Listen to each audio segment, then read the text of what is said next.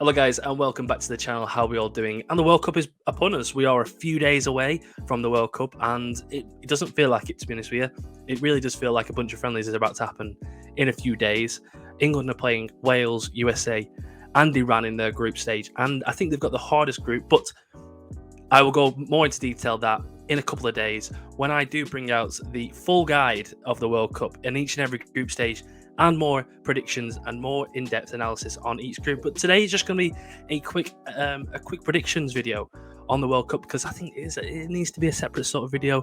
Whereas in the one in a couple of days, I will be speaking about each group. Look, I've got little graphics for everyone. I'm excited to show you all the little graphics that I've got. That's a little sneak peek. I will be speaking about it on the Cal and Dom Talks Nonsense podcast with a couple of surprise guests as well on there. Please go and check that out. That will be out on Thursday.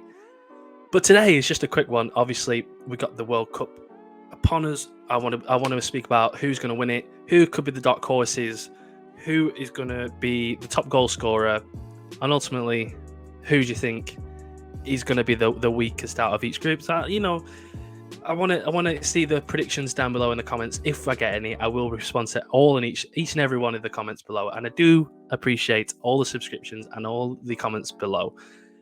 But please subscribe to the channel if you haven't already. I do. Again, like I say, I do appreciate it. 81% of you aren't subscribed, which is, I don't know what that means. Is that a good or a bad thing? I'm not too sure. But I will be quickly saying the winners of the World Cup, which I believe.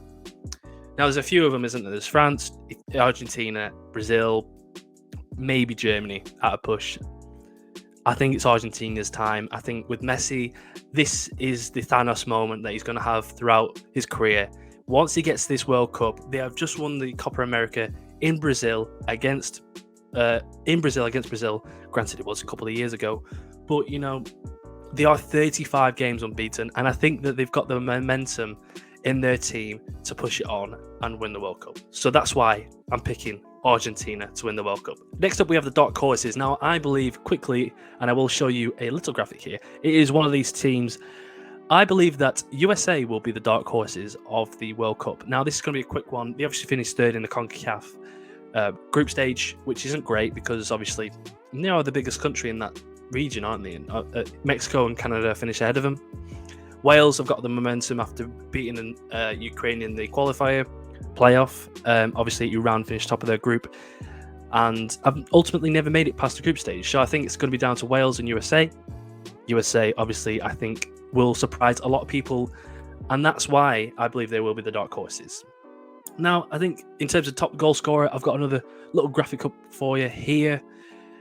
Harry Kane seems to be the obvious one, doesn't he? Kylian Mbappe, Neymar, But I'm going to go with someone a bit different. I'm going to go with a person who is in form at the minute. He's scored 1 in every 2 games for a side in the Premier League, and it is Darwin Núñez. I'm going to go for Darwin Núñez to be the top goal scorer, mainly because of the group stage. If you look at it here, South Korea, Ghana, who are the weakest side in the World Cup, by the way, so he could easily score 2 or 3 in that game. Portugal aren't looking as good as they were before.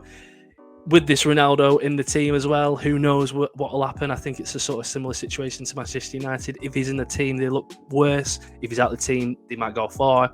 But I believe that with Suarez as well, Uruguay have a great glut of players, and I think they have a golden generation coming up. I think on top of the golden generation they had previously. Could you call that golden generation if it's 2 in a row? But I believe that Darwin Núñez will be the top scorer in the World Cup this season. In this World Cup campaign in Qatar. And I don't want to speak about the geopolitical aspects on this World Cup. I might do in the podcast, if you catch it on the Cal and Dom Talks Nonsense podcast, which will be out on Thursday, like I said. But I want to purely speak about the football, to be honest with you, in this regards. And there we have it. Let me know what you think below. This has just been a real quick one. Like I say, on Friday or Saturday, a full guide of the World Cup is going to be out, and I'm looking forward to filming it and editing it and posting it to you guys. So hope you have a lovely day. The World Cup is only a few days off, and I will see you soon. Cheers, guys. Peace.